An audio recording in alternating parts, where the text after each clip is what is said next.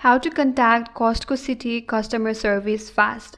Hi everyone, this is Kate here and welcome back to the channel. And on today's video, we will learn how we can contact Costco Citi customer service if you need help with your Costco Citi card.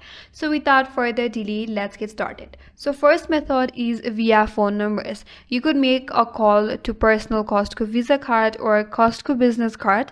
Then you could use the navigation menu.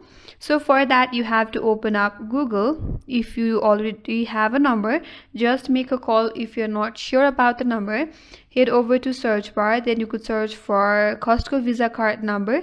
If you scroll down a bit here, it says Citi Visa find answer Costco wholesale. So if you head over to this link right here, you could find a number where you can make a call. So the number is provided here. Just make a call. Then you have to use the voice menu to say things such as card activation, report lost card, or talk to representatives. So that is one of the way to contact Costco Citi customer via phone numbers. Or the second option is to use your Citi mobile application. If you have installed the Citi mobile application, all you have to do is open it up, then head over to help and support, then tap on chat or request a call back. So you could also use that service.